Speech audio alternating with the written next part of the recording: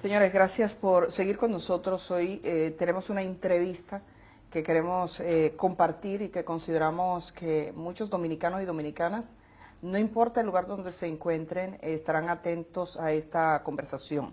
A raíz de la tragedia en el Jet Set en República Dominicana, Antonio Espaillat ha aceptado esta conversación, se lo agradecemos porque sabemos que para los dominicanos, dominicanas e incluso para algunos países de América Latina y otras partes del mundo, es vital conocer exactamente qué fue lo que ocurrió y por qué ocurrieron estos hechos que todavía duelen profundamente y que ha originado una cantidad de víctimas que sabemos están muy afectadas. Así que le agradecemos mucho que usted esté en esa disposición. Bienvenido y gracias por estar acá. Muchas gracias, Edith, por esta oportunidad de poder hablar contigo y con toda la nación. Lo primero sería preguntarle cómo se enteró usted de lo que pasó en el Jet Set. Yo estaba en Estados Unidos en una feria de televisión y radio que hacen todos los años en Las Vegas, se llama NAB, donde exponen todos los equipos, tanto de radio como de televisión, y todas las nuevas tecnologías. Las Vegas tiene una diferencia de horas con República Dominicana, aproximadamente de 3 horas.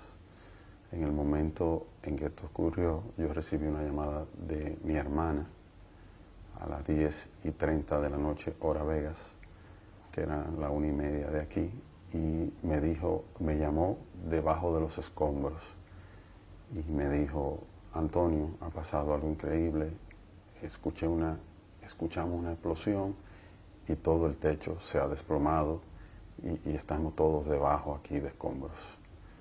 Inmediatamente ella me dijo eso. Yo le dije a ella: Maribel, no te preocupes, yo voy para el aeropuerto enseguida y arranco para Dominicana. Fui a mi habitación, recogí y me fui inmediatamente al aeropuerto. Tuve la suerte de conseguir un vuelo a las 12:30 de la noche, hora de allá, que por suerte se había retrasado 1 hora, salió a la 1:30 y por ese retraso pudieron montarme. ¿Usted tenía en ese momento una idea de la magnitud de la tragedia? No tenía idea. ¿Qué usted pensaba que había pasado? No tenía idea de decir, pero ¿cómo se puede caer un techo? O sea, yo no tenía ningún tipo de idea de qué pasó y estaba muy preocupado. Pero digamos el alcance, ¿pensó que habían muertos? Desde el primer momento usted fue informado de que habían personas fallecidas. No, ella me dijo, porque ella misma no sabía, ella estaba debajo de escombros. Okay. Ella me dijo, estoy debajo de escombros. Entonces, yo no pensé nada, yo de verdad, fue una preocupación tan grande por lo que hubiera pasado y pensé también, tenía todos los amigos que tenía ahí adentro también, que siempre van. Y yo dije, wow, o sea, qué catástrofe. Y cogí para el aeropuerto y lo único que tenía en mi mente es que tengo que llegar, tengo que ver qué hago, tengo que ayudar, tengo que estar ahí. Y tomé ese vuelo a la 1:30 de la mañana y llegué a Atlanta. Ahí se me retrasó el vuelo de Atlanta a Santo Domingo otra hora y vine llegando aquí al país tipo 3:30 de la tarde. ¿Y hasta ahora cómo ha sido la conexión suya? Supongo que en ese momento cuando usted llegó fue al hospital, fue a un centro, fue al lugar de los hechos. ¿Qué usted hizo? ¿Qué ha podido hacer? Cuando llegué fui directo a mi oficina, que estaba mi familia ahí y estaban unos amigos para que me informaran qué había pasado. Ya estaba muy avanzado todo, me dieron la información de todo lo que había pasado y me recomendaron que por un tema de seguridad no fuera, porque ya estaban los ánimos caldeados y demás, y que no se podría saber qué podría pasar en torno a mí. Entonces, por eso decidí quedarme ahí. Y me quedé ahí y desde ahí fue que hablé y dio el mensaje que usted di dirigió. el mensaje de que estaba en el país y todo lo que dije en el mensaje.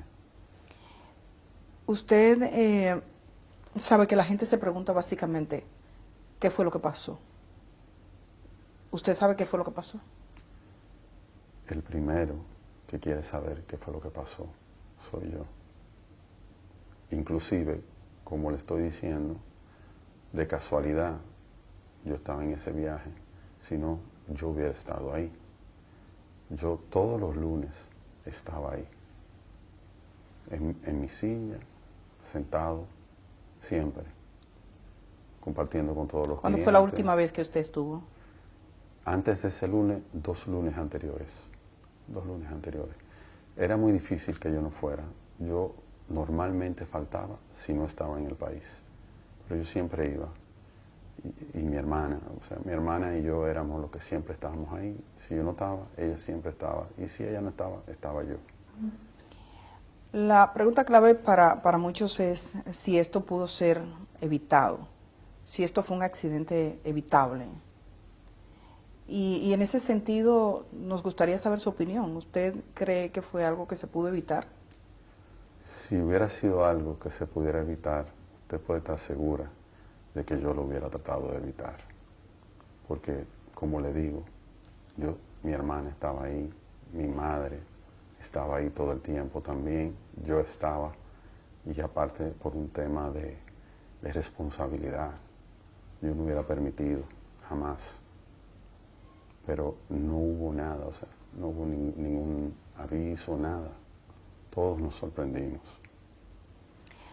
Hay 2 aspectos que han sido profusamente difundidos en redes sociales y que sería bueno aclarar con usted y que yo sé que usted tiene conciencia de ello. Por un lado, y vamos a comenzar por este punto, hablan de escombros que se caían, de situaciones en las que la gente vio residuos, conversaciones incluso de algunos artistas que refieren que caían cosas del techo. ¿Qué es lo que pasaba con el techo propiamente dicho?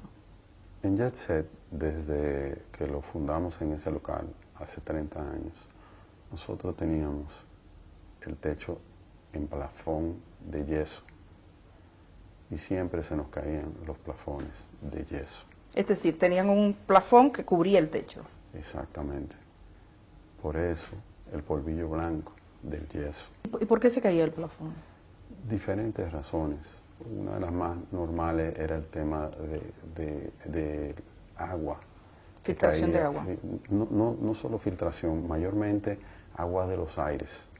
De que los aires se condensaban, de que si los drenajes se tapan, cosas normales de aire acondicionado que no nos dábamos cuenta porque los plafones de yeso no se abomban. Los plafones de yeso absorben toda el agua, el yeso se pone pesado y cae. Esa caída de plafones que eran de yeso, ¿ocurrió en este último año? 30 años. En los 30 años siempre se 30 caían, años, porque... Sí, siempre estábamos comprando, siempre comprábamos plafones, siempre. ¿Recientemente habían cambiado plafones? Sí, el mismo día de la actividad cambiaron plafones. ¿El mismo día de la actividad? ¿Cuántos plafones cambiaron? No tengo el dato preciso, pero se cambiaron, siempre se cambiaban. ¿Se consideraba la necesidad de cambiar el plafón como algo, digamos, consustancial al tema del aire? ¿No se pensó que podía ser algo más? ¿No se una filtración más seria? Nunca pensamos eso. Siempre, en cuanto a filtraciones, nosotros siempre teníamos el techo impermeabilizado. Entonces entendíamos siempre que era un tema de aire. ¿La gente que cambiaba los plafones era la misma? Los empleados, porque un plafón, tú buscas una escalera y lo pone y lo cambia. Eso no lleva, son plafones como si fueran de oficina. Para eso no se contrata una gente para cambiar un plafón. Lo hacía cualquier empleado, una escalera, cambiaba un plafón. Algo vamos a tener que cambiar en el país para que no nos pase de nuevo. 3 cosas que usted piensa que podríamos hacer a partir de este momento. Hay muchas cosas que yo entiendo que a partir de este momento van a cambiar. Yo entiendo que juntos debemos ver todo esto y juntos ver qué cosas tenemos que cambiar. Dando reversa, y como este negocio ha sido objeto de mucho escrutinio público, alguien encuentra un comentario hace 7 años que decían o insinuaban, hay problemas con este techo, que veía alguna filtración. ¿Es posible ustedes en esa etapa recuerdan, si usted mismo recuerda si vio un mensaje como este y si tuvo alguna duda? nunca vi un mensaje. Y Pero ya usted dice que los plafones siempre tuvieron. Siempre, 30 años están ahí. Para mí es muy difícil. Yo mismo no podía ver el techo. Lo que veíamos siempre eran los plafones. ¿Nadie nunca examinó el techo? No, ¿Nadie verificó si había un problema estructural o de filtración de agua? nunca. Nunca. De filtración, siempre en el edificio hubo filtración, inclusive cuando lo compramos a finales de los años 80, tenía filtraciones el edificio. ¿Cómo usted compra ese edificio? ¿Cuál es la historia de ese edificio? El edificio era el cine El Portal y nosotros solo compramos a los propietarios de ese local. El Jet Set estaba ubicado al lado de la Coca-Cola. Tenía 21 años ahí. Y la gente, los propietarios del terreno eran los dueños de la Coca-Cola. Y ellos ahí nos dijeron que iban a necesitar el terreno. Entonces nosotros dijimos que no había ningún problema, que nos dieran 3 años para mudarnos. Y en ese tiempo ubicamos el cine. Nosotros queríamos estar en el área, porque era un negocio de esa área y entendíamos que lo mejor era como mantenernos en el área para seguir teniendo la misma clientela y que no le fuera difícil a la gente como reubicarse. Estamos hablando del principio de los años 90. Y entonces usted compra. El edificio lo compra la compañía compra el edificio. Y entonces ahí duramos un tiempo y luego entramos a trabajar, a remodelar. Para ustedes entrar y hacer la discoteca ya dentro, como era previamente un cine, ¿hubo algún cambio en la estructura? En la estructura no hubo ningún cambio. Lo único que hicimos fue que usted sabe que los cines de esa época eran cines grandes y era como teatro, que era como bajando. Entonces lo único que hicimos fue nivelar el piso para que tuviera, porque era hondo, un poquito hondo, para bajar hacia la pantalla. Pero no hubo ningún cambio estructural, digamos, Ninguno. del peso, del techo. No, ninguno. Ningún cambio. No. Cuando usted dice la compañía, usted es el propietario del Jet Set, Yo soy gerente gerente. de la compañía del Jet Set. ¿Y quiénes forman la compañía? Mi madre y yo. Ah, ustedes dos. Sí. Entonces usted es el gerente desde esa época. Sí, desde que establecimos la compañía. Uno de los aspectos que se ha referido es el peso sobre la estructura. Y desde el aire hay una imagen que muchos han vuelto hacia atrás, donde se ven algunas estructuras. ¿Qué tanto peso ubicaron en la parte superior sobre el techo? Yo no puedo hablarle de la cantidad del peso, porque nunca tuve la información de cantidad de peso. Nosotros contratábamos gentes expertas en las diferentes áreas que lo trabajaban. Nosotros contratamos compañías de aire acondicionado que nos montaron unos aires acondicionados. Lo que sí puedo decirle que desde el año 1994, cuando fue que entramos a ese local, nosotros teníamos 6 unidades de aire y hasta la fecha es lo que teníamos, 6 unidades de aire. Esa decisión fue una decisión de la compañía que puso el aire, dice usted, de ubicar allí los... La recomendación fue de ellos, la cantidad de toneladas que deberíamos tener y cómo ubicarlos. ¿No sabe qué peso tenían las unidades que estaban? Nunca cuando uno compra un aire pregunta cuánto pesa. Esa estructura no fue sometida nunca a un escrutinio de decir, digamos, en términos estructurales, un ingeniero, un arquitecto que verificase la estructura en sí misma. No. Y por parte del Estado Dominicano, como ustedes tenían un lugar que era un centro donde iban personas, ¿alguna vez hubo algún tipo de inspección? No. ¿Y qué piensa usted de eso? Bueno, pienso que si no la hubo es porque no había la costumbre de hacerlo tal vez con los demás negocios tampoco. Lo que siempre fueron temas de bomberos, temas de ayuntamiento, pero que si basura, pero nunca nada temas estructurales ni de edificio. ¿Cómo se siente usted por esto que ha ocurrido? Ha caído un techo y la gente quiere respuestas. Y estamos hablando, quizás pensando sobre todo en aquellas personas que han sufrido la tragedia de un modo más duro, más fuerte, perdiendo a alguno de los suyos. Entonces, digamos que usted no está hablando conmigo, sino con esa gente. ¿Cómo esa gente que está procurando respuesta, cómo cree usted que es el modo adecuado de obtenerla? Lo primero que quiero decir es que yo tengo un dolor muy grande y que lamento en el alma todas las pérdidas. Nunca hubiera querido que esto pasara, jamás, jamás. Yo, desde que esto pasó, no he tenido vida. Y yo mismo quiero saber qué pasó. El primero interesado en saber qué pasó soy yo. El jet set era la vida de nuestra familia. Nosotros nacimos cuando mi madre hizo el jet set. Yo tenía 6 años.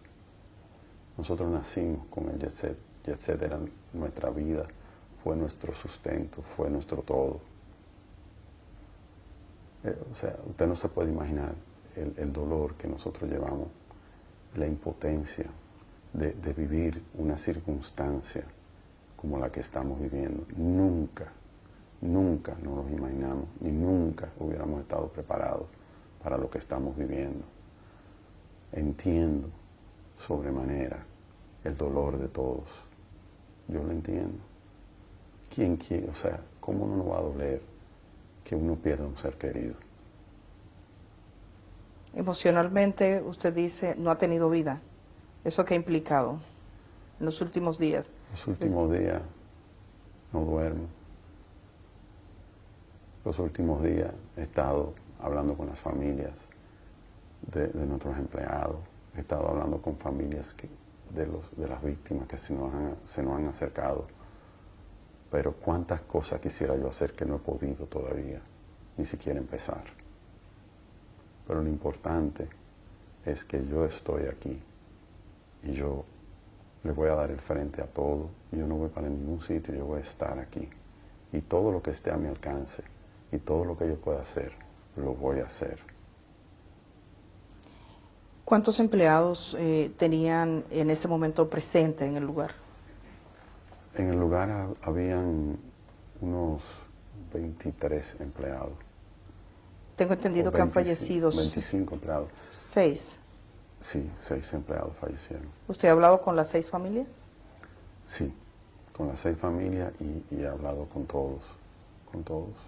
¿Eran empleados formales o había alguno que no estuviese formalizado como empleado? Eran empleados formales y habían también empleados contratados por el día, como camareros, que te trabajan ese día, que no son empleados formales, sino que ese día no trabajan en otro sitio y te ofrecen el servicio para ese día. ¿Y alguno de los que murió estaba en esa condición?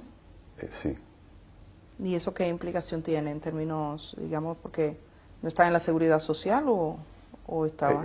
Son gente que normalmente tienen otro empleo. Okay. Es su día libre en el otro trabajo, iban ahí y te trabajaban como tú se contrata así, camareros. Usted ahora, hay muchas compañías que usted llama y usted contrata a un camarero y te trabaja a la noche y tú le pagas el acuerdo que tengan por eso. Digamos, esa conversación con las familias, ¿cómo ha sido? Particularmente con la familia de sus empleados.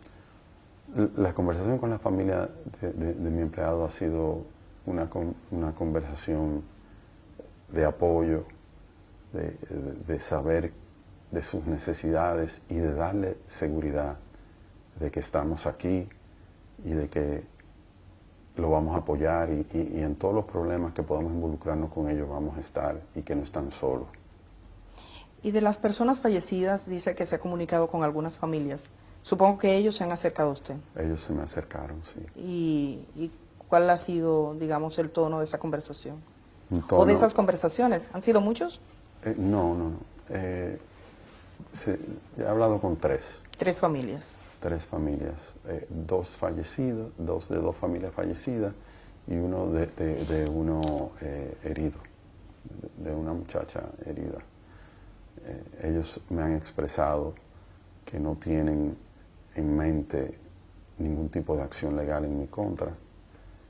Me han expresado que entienden mi dolor y lo que hemos hablado es de cómo juntos podemos ayudar a parte de esa familia. Un ejemplo, uno de esa familia que vino tiene 2 niñas que quedaron huérfanas, entonces tenían un tema con el colegio, que cómo podemos ayudar, y estábamos sentados viendo a ver cómo podemos ayudar de que esas niñas no pierdan su año y de que terminen su carrera de colegio y hasta más podría ser. Eso es lo que hemos hablado.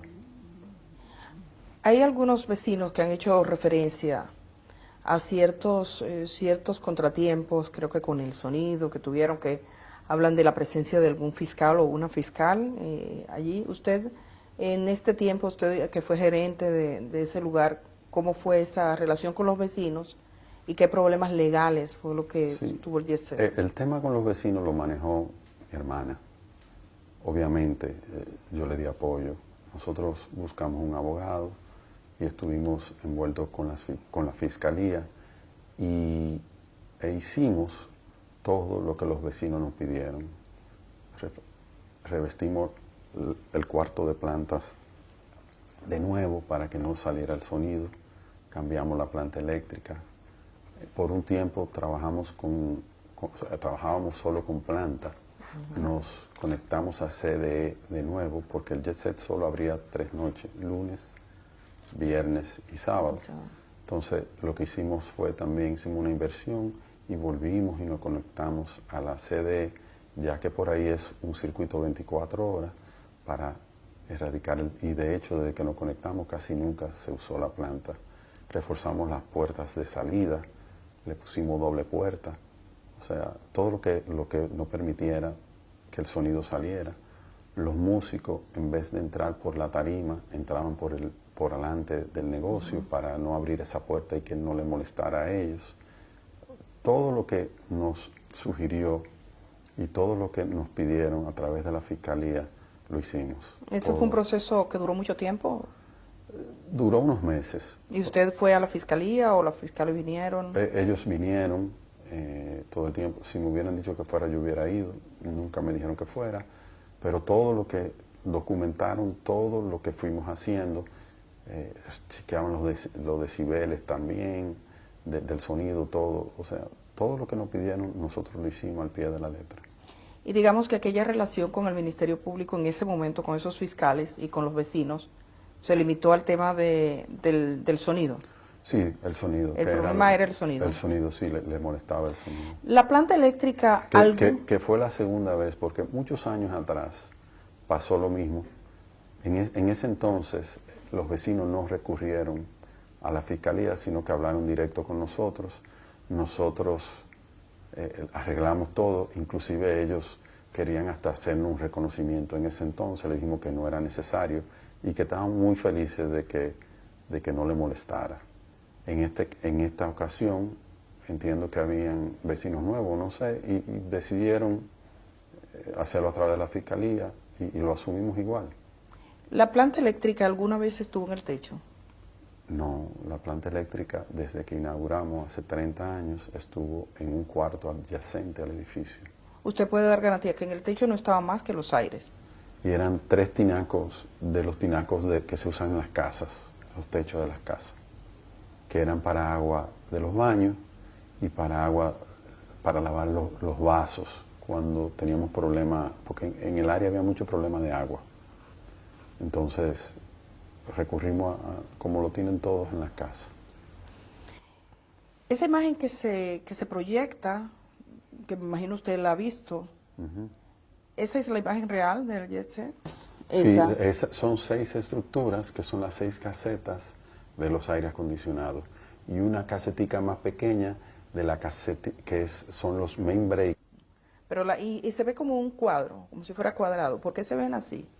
Como si fuera cubierto, como si estuviese... Ok, los aires acondicionados nos recomendaron que lo techáramos con una caseta de aluzinc porque el salitre es muy fuerte, ahí estamos muy pegados al mar Entonces los aires, para que nos duraran un poco más, ellos dijeron, para el mantenimiento y todo lo demás, hágale unas casetas de alucín y así ellos pueden durar más. Y se le hicieron las casetas de alucín. ¿Y eso lo recomendó la empresa que lo instaló? En el momento, estamos hablando de hace como 10 años. Pero fue la empresa que lo Sí, colocó. sí, todo. Que tengo entendido que esa parte de los aires están al aire libre. No, porque hay diferentes tipos de aire acondicionado. Uno le llaman split, otro le llaman de paquete. Lo que son split son dos tipos de aire. Son unos aires que tienen el condensador, que me parece que es el que está techado, y el equipo afuera. Que ese no importa que se oxide, es el condensador que hay que cuidar. Muchos ojos se viran hacia el techo, hacia lo que ocurría. La manera en que el agua se filtraba, ¿era del techo mismo o se suponía que había algún tipo de conexión desde abajo? Es decir, nunca usted dice que no se suponía que estuviese filtrando el agua, pero estaban arriba los condensadores. ¿Cómo se suponía que esa agua llegaba a los plafones? Cuando ellos lo estudiaron, cuando lo analizaron. Los aire acondicionados, su tubería condensa y tienen también los desagües. Esos desagües, porque ya se tiene alfombra, esas alfombras levantan mucho polvo y los aires se tapan. Cuando se tapan, te tapan el desagüe, cosas así, según me explicaban los expertos del por qué. O sea, entiendo. La estructura, usted dice impermeabilizaba el techo. Se ha hablado mucho sobre qué era lo que se hacía, el tipo de trabajo, si esa estructura recibió unos finos, que le llaman, si para evitar filtraciones se fue poniendo un poco más gruesa. ¿Qué tipo de trabajo se hizo? Nosotros siempre impermeabilizamos. Nosotros nunca autorizamos un fino. Sé que... En los últimos 30 años. No sé si antes de nosotros el cine puso fino. Nosotros siempre impermeabilizamos y no era constante. Un impermeabilizado tal vez no duraba 6, 7, 8 años. Inclusive ahora últimamente se impermeabilizó. ¿Cuándo? Terminamos hace un mes o algo así. De impermeabilizar. Impermeabilizar, sí. Justo por el tema de las... Que cada cierto tiempo ya hay que hacerlo para que no filtre. ¿Cómo había sonido? ¿El sonido dependía del techo? No. ¿De qué dependía? De las paredes. El sonido era pegado a las paredes porque el sonido normal era pegado a las paredes con su subwoofer, que es lo pesado, en el piso, que son los bajos. Los bajos siempre están en el piso, que es lo que pesa. Las bocinas no son pesadas, porque son bocinas modernas de Meyer Sound, son bocinas relativamente pequeñas, como así, pegadas a la pared. Ahora hablan del sonido, del efecto que el sonido puede tener sobre las estructuras. ¿Alguna vez le hablaron de eso? No, nunca. Y habían otras bocinas, que eran las bocinas que se utilizaban para las orquestas, que esas que eran como 6 o 7 bocinas juntas. Esas estaban colgadas en la tarima.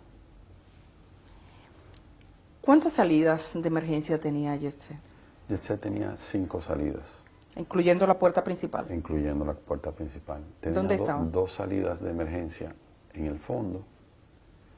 Tenía la salida de la tarima. Tenía otra salida en el bar principal que estaba al lado de la tarima. Por ahí entraban los empleados y entraban todas las mercancías. Y tenía la del frente. Eran 5 por todo.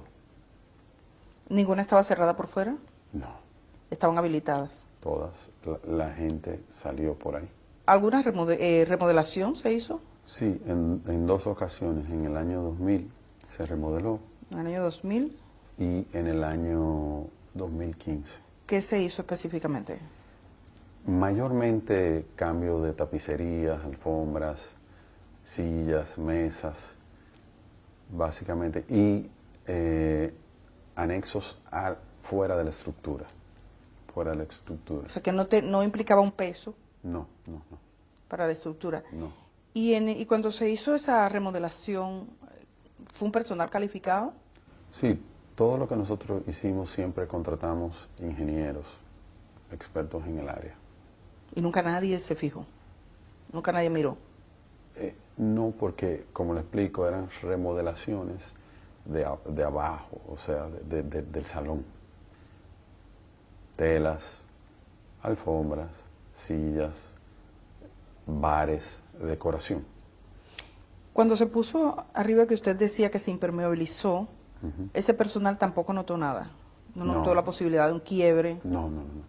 Pero ese personal que ponía la impermeabilización, ¿qué capacidad tenían?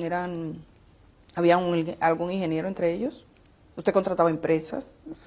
¿Eran empresas? Por tiempo se contrató empresa, por tiempo se hizo con gente de mantenimiento de nuestra misma gente, porque los impermeabilizantes los venden, o sea, ahora te venden como por cuadro y tú simplemente lo pegas al techo. Entonces, eso no necesita más de ahí. Se han contratado compañías también con otro sistema que era que le tiraban como un caliente arriba para que se pegaran todo. Todo eso ha ido evolucionando con el tiempo. Pero nosotros siempre contratamos esos servicios. Hay quienes se hacen preguntas y especulan de qué pudo haber pasado. ¿Usted cree que esto fue un accidente o cree que pudo haber manos criminales, digamos un atentado, por ejemplo? Yo quiero saber qué pasó. Yo no puedo decir que fue una cosa u otra. Yo quiero esperar el peritaje, que es el único que puede decirnos qué pasó. ¿Usted ha iniciado alguna investigación, la empresa como tal, al margen de las investigaciones oficiales, o piensa hacer alguna indagatoria con sus técnicos? Eso nuestro equipo legal lo está evaluando. En esta etapa todavía no sé qué se va a hacer. Esta es una tragedia de gran proporción para el país. Cuando usted, ¿en qué momento usted tuvo conciencia así plena de la magnitud de la tragedia? Que usted dijo, esto es más de lo que yo pensaba. En el momento en que lo fuimos viviendo. Cuando yo llegué al país, yo no me imaginaba que era algo tan grande. En el momento en que se fue desarrollando todo fue que fui viendo lo grande que era, con las víctimas y con todo lo que iba pasando. No tenía idea y no podía creer lo que fuera algo de esta magnitud. ¿Cómo era la dinámica del Jet Set semanalmente? Esa fiesta de los lunes con los artistas, ¿cómo era esa dinámica de forma normal? ¿Cómo se vendían? ¿Cómo eran los tipos de contrato? ¿Cómo operaban? Nosotros teníamos ya demasiados años en el negocio. Nunca había contrato con los artistas, sino que simplemente una persona encargada de esa área lo llamaba, decía, ¿usted está disponible para cantar el lunes tal? Sí, pues perfecto. Esa era la dinámica. Que ustedes tenían. Sí, de toda ¿Y la se vida. vendían qué capacidad tenía de personas y cuántas había esa noche? El Jet Set tenía una capacidad de sentados 550 sillas. Ahí no cabía más. 550 sillas sentados. Sí. ¿Y esa noche cuántos lugares estaban ocupados? Esa noche tiene que haber habido un promedio entre empleados y clientes, un promedio de 500, y los músicos, un promedio de 510 personas, más o menos 515 personas. Era un sitio que, aunque se veía muy grande por fuera, al ser todos sentados, no era tan grande. Si usted le quitaba todas las sillas, usted ahí, porque muchas veces hicieron fiestas que promotores alquilaban el Jet Set y hacían fiestas diferentes, con DJ parados, y ahí metían hasta 1000 personas, porque eran parados. Pero el tema de sentados limita mucho el espacio.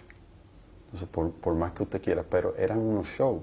La gente bailaban, pero la mayoría de la gente lo que hacían era ver el show. Entonces no había tanto espacio. Ahí con 500 personas, 550 como mucho, ya eso estaba que no cabía nadie. Que no fue el caso de ese día. Ese día había espacio. O sea, que ese día había menos de 550 personas. Seguro, más o menos por ahí. Había una costumbre de tener como mesas. La gente tenía mesas para... ¿Usted tenía un lugar específico? Por eso le llamamos la familia Jet Set. Ahí habían clientes de 30 años. Ahí había clientes, la mayoría de clientes tenían su mesa fija. Llamaban, no a mí, yo no tenía, en ese sentido, yo no tenía esa relación, pero llamaban a su camarero y le decían, hoy voy o no voy. Si el cliente no iba, ellos la vendían a otra persona, pero siempre era la persona de esa mesa el que la tenía. Y eran muchos. Era mucha gente fija, o sea, era una clientela, era una familia. Siempre estaban ahí, eran los mismos. Esa noche la estrella que cantaba era Rubí Pérez. ¿Cómo fue su relación con él? Excelente, de toda la vida. Una relación de 30 años. ¿Qué usted le diría a sus hijas? He visto que una dice que considera que hubo negligencia. Yo le diría a sus hijas, primero, que lo siento muchísimo, que siento el dolor, que tengo un gran dolor porque perdí un amigo. Rubí era mi amigo, de muchos años. Y le diría que entiendo su dolor y entiendo todo lo que puedan estar viviendo y todo lo que estén pensando. ¿Qué tipo de medidas de seguridad tenían en el Jet Set? O sea, si fuera a evaluar, ¿cuáles eran las medidas comunes de seguridad? Porque estamos hablando de la gente que fue a un lugar a divertirse y pasa esto, nadie se lo espera, usted dice que tampoco. ¿Cuáles eran las medidas normales de seguridad que se adoptaban allí? La medida que se optaban en Jet Set eran medidas de seguridad, no de estructura ni nada de eso, sino de seguridad hacia los clientes. Teníamos como 6 seguridad, individuos que estaban ahí, que protegían, teníamos 2 en la puerta. Fue el primer negocio que prohibió la entrada de armas de fuego, inclusive a militares. O sea, no permitíamos las armas de fuego, teníamos que chequear bien eso. Y la seguridad cuidando a todo el mundo adentro. O sea, la medida de seguridad era muy... La gente se sentía muy segura y protegida. Y toda esta seguridad siempre estaban pendientes a que no hubiera ningún tipo de trifulca ni nada por el estilo. También me refiero al aspecto del entorno en sí mismo. Quizás, me imagino, usted es empresario y aspira a seguir siéndolo. Se lo pregunto, ¿usted va a seguir con sus mismos trabajos? ¿Piensa seguir, no? Claro. Hacia adelante. Claro. Algo cambió ese día, en la manera en que uno ve las edificaciones, en cómo uno mira el techo, los dominicanos, en cómo nosotros miramos el techo. Para usted, ¿qué ha cambiado? Y ese cambio es como si pudiéramos regresar en el tiempo, quizás estuviésemos tomando algunas decisiones. ¿Usted piensa que hay algo que tenemos que cambiar para que esto no se repita? Creo que esto ha pasado por algo. Creo que esto ha pasado para que todos revisemos y que todos estemos atentos a muchas cosas que ninguno estamos. Esto independiente del gran dolor que representa para las víctimas, para nosotros y para la nación. Esto también representa un despertar para muchos aspectos, de que estemos más pendientes de muchas cosas que ninguno estábamos pendientes. O sea, creo que esto es algo que va a servir positivamente para muchas cosas. El Jet Set tenía seguros, los negocios como este tienen seguros. ¿Qué tipo de seguros tenía? El Jet Set tenía un seguro que cubría todo lo que nuestros aseguradores nos recomendaron. todo lo que llevaba un negocio de ese tipo. ¿Cómo cuál es? Que si incendio, que si seguridad de personas, todo lo que conlleva. ¿Un terremoto? Terremoto, todo. Obviamente nunca pensaba, o sea, no tenía algo de que se cayó el techo. Aunque un terremoto podría originar la caída de un techo. Por, Pero cuando se por dio, ¿no? terremoto, sí. Pero nunca se hizo una evaluación previa. Los mismos seguros nunca tampoco hicieron una evaluación en ese sentido. No estoy seguro. Entiendo que tal vez no, pero no estoy seguro. Ha circulado una versión. Yo no tengo constancia de esa, pero tengo que tener la responsabilidad de preguntarle porque es la versión de que un ingeniero le sugirió a usted unas reparaciones por 4 millones de pesos y que le dijo firme aquí. O sea, a usted le consta eso porque eso ha sido en redes sociales algo muy distribuido. Y entonces tengo la obligación de preguntarle, ¿eso que se cuenta en esa historia pasó? ¿Alguien le dijo alguna vez? ¿Algún ingeniero le hizo un presupuesto? Lo he escuchado.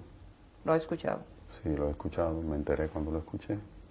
Ningún ingeniero nunca se me ha acercado a mí con eso, ni de 4 millones de pesos, ni que arregle esto, ni nada. No tuvo ningún debate con un ingeniero sobre la estructura. No, no. ¿Y qué usted piensa? ¿Por qué ese tipo de versión? ¿Qué le puedo decir? Hay muchísimas otras versiones. Ahí hubo un señor que salió, que rescató muchísima gente y no es verdad. O sea, en todo este suceso han habido muchas opiniones, mucha gente que han entrado, que han salido, muchas personas que han querido ser protagonistas de uno u otro tema. Eso no es verdad. A mí nunca se me acercó nadie que aparte, con 4 millones de pesos no se puede arreglar ni una esquina de un techo, como cuesta todo hoy en día. O sea, ahí solo vemos que a mí nunca se me acercó nadie. ¿Ni usted tuvo un diálogo con ninguna empresa para ningún tipo de reparación de ese tipo? No. ¿En el JET se hicieron reparaciones en algún momento? ¿Usted recuerda haber contratado a un ingeniero, por ejemplo, que mirara para una reparación? Porque a veces este tipo de profesionales está habilitado para decir, mirar un poquito más. Ningún tipo de reparación. Nunca se hizo. Ningún tipo de reparación. Hay, digamos, en términos de, y es la parte que más se debate en términos de la infraestructura, de cómo pudo pasar. Usted dice que se pregunta lo mismo. ¿Usted ha tenido la oportunidad de ver el lugar, de ver lo que pasó, de ver cómo se quebró? Vi el lugar y vi lo que quedó. Sí, yo fui. ¿Usted sí fue? Lo vi. Sí, lo vi. ¿Y qué sintió? ¿Qué pensó? Cuando lo vi, mi dolor se acrecentó. O sea, vi toda una vida.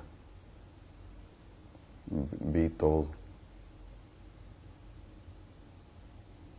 O sea, no tendría ni palabras para expresarle todo lo que vi. Sí, porque usted estaba vinculado emocionalmente también a este sitio. Nosotros nacimos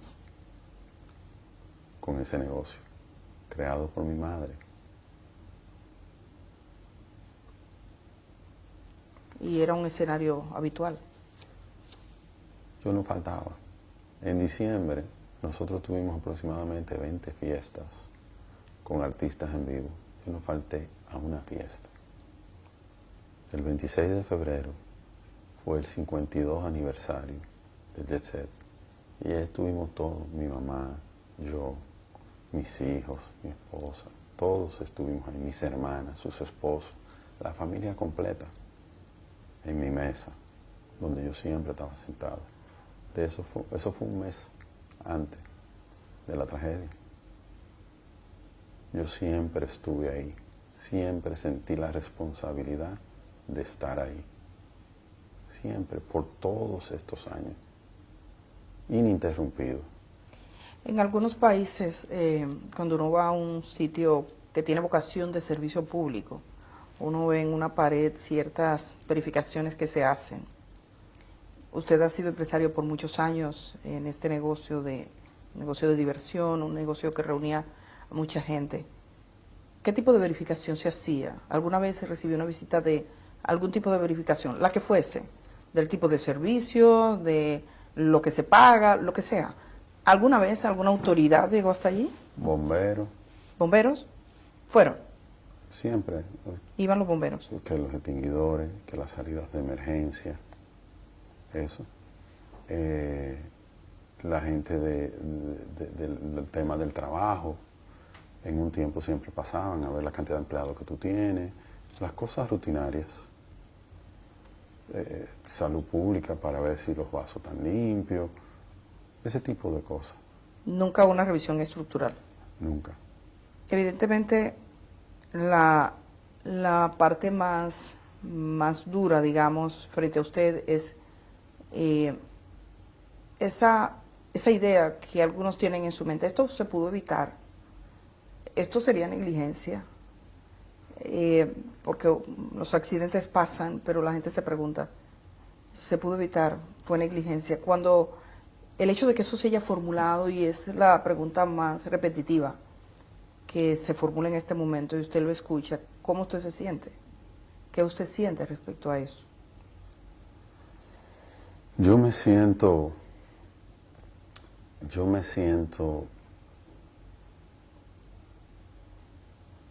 impotente, yo me siento, o sea, si hubiera habido algo que me hubiera llamado o que me hubieran dicho, mira, hay que chequear esto, aquello o lo otro, yo lo hubiera hecho. Yo lo hubiera hecho con todo el gusto. Yo estaba ahí. Mi familia estaba ahí. Mi hermana estaba ahí. O sea, ¿cómo yo no lo iba a hacer? Todos los que iban ahí, la mayoría eran amigos míos. El incendio que se alude, ¿cuántos incendios hubo en el Jet Set? En toda su historia uno. ¿Y cómo fue ese incendio? Un rayo cayó en un palo de luz frente al Jet Set, frente al cuarto de planta, y eso ocasionó un fuego en el cuarto de planta. Se llamaron los bomberos, en menos de 30 minutos apagaron el fuego, solo sufrieron las dos plantas eléctricas que estaban ahí dentro y los cables que estaban ahí dentro. Eso fue todo. Inclusive, antes de a la semana de eso ya nosotros estábamos abiertos de nuevo. ¿Usted considera que hay quienes se hayan aprovechado para dañarle o algo así? ¿Usted tiene otros negocios? Yo no puedo juzgar a nadie. Ante un suceso como este, de tanto dolor, yo no puedo juzgar. ¿Usted entiende? Yo lo entiendo. Usted ha dicho que está listo para responder. ¿Qué consecuencias piensa que puede tener sobre usted? ¿Qué usted espera que pase? Yo no sé. Yo vine, yo estoy aquí. Es la primera vez en mi vida que estoy viviendo algo como esto. Yo estoy aquí. ¿Usted tiene socios? Han hablado de muchos socios. Mi madre. Su madre. Ella y usted son los Propietarios de la compañía de Jet Set. Es la fundadora y todo. Mi mamá. Lo más difícil de esto. Lo más difícil de esto es ver el dolor de todos los que están viviendo esta tragedia y el dolor de mi familia y el dolor de los amigos, el dolor de los empleados. ¿Su vida ya no será la misma? No. ¿No cree? Después de esto nunca será la misma. Nunca. ¿Usted tiene otros negocios? ¿Piensa seguir adelante? Tengo que seguir adelante. Y tengo que seguir adelante porque tengo que ayudar a todas las personas que yo pueda ayudar. ¿Qué es de cierto en que sus cuentas han sido de alguna manera inmovilizadas porque se estaba pasando dinero de una compañía a otra? ¿Eso ocurrió? Salió un comunicado de sus abogados. comunicado de nuestra parte diciendo que no. No. ¿Es algo con lo que se puede estar tranquilo? Todos pueden estar tranquilos. Yo voy a estar aquí. Yo quiero trabajar. Yo quiero hacerle frente a todo lo que la ley me diga que tengo que hacerle frente y a todo lo que, aparte de eso, a todo lo que yo quiero hacerle frente. ¿Algo más que usted quisiera decirle a las familias de las víctimas, sobre todo? La familia de las víctimas, quiero decirle, lo siento. Lo siento mucho. Nunca hubiera querido que pasara. Y estoy totalmente destrozado con todo esto que ha pasado. Pero yo voy a estar aquí.